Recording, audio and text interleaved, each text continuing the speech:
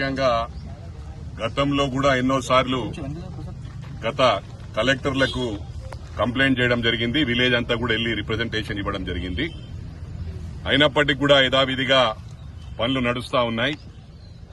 FTL ను మొత్తం కబ్జా చేయడం జరుగుతుంది. రేకులు గట్టి మొత్తం మట్టి నింపేస్తా ఉన్నారు. మరి ఈరోజు ఘోరమైన పరిస్థితి. ఇదే పరిస్థితి ఉంటే ఈ వర్షాకాలం దూలపల్లి గ్రామం మునిపోవడం ఖాయం. గతంలో కూడా అక్కడ నాలా కబ్జా చేస్తా ఉంటే కాపాడుకోగలిగాం. రూలింగ్ పార్టీలో ఉన్నప్పటికీ కూడా రూలింగ్ పార్టీ మంత్రికే వ్యతిరేకంగా మేము ఉద్యమం చేసి ఆ రోజు కాపాడుకోగలిగాం. లేకపోతే 5 వారం రోజులు నేను ఇంట్లో నుంచి బయటకు వెళ్ళలే. అంటే అంత 5 ఫీట్ వాటర్ ఉండేది నా ఇంటి ముందే. దూలపల్లి గ్రామం ఈరోజు సేఫ్ అయింది అనుకుంటే మళ్ళీ ఇక్కడ చెరువు నింపుతా ఉన్నారు. నేను కలెక్టర్ గారికి చెప్పగానే ఇమీడియట్ యాక్షన్ తీసుకుంటా అని చెప్పాడు. నిన్న దాదాపు 200 మంది గ్రామస్తులు నా దగ్గరికి రావడం జరిగింది. వెంటనే కలెక్టర్ గారికి ఇన్ఫార్మ్ చేశాను. కలెక్టర్ గారికి ఇమీడియట్ గా యాక్షన్ తీసుకుంటామన్నారు.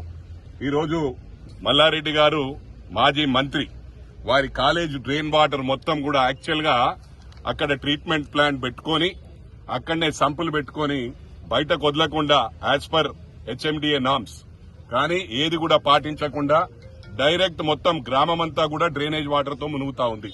అది టోటల్ కాలేజెస్ వాటర్ మొత్తం వాళ్ళ యూనివర్సిటీ డ్రైనేజ్ వాటర్ మొత్తం గ్రామంలోకి వస్తుంది.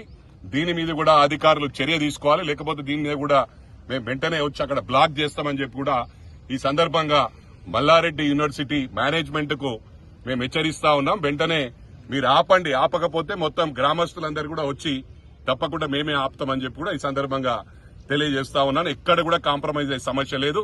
ఇది గత ప్రభుత్వం కాదు, కాంగ్రెస్ ప్రభుత్వం. కాంగ్రెస్ ప్రభుత్వంలో చెరువులను 200% ప్రొటెక్ట్ చేస్తామని చెప్పి కూడా ఈ సందర్భంగా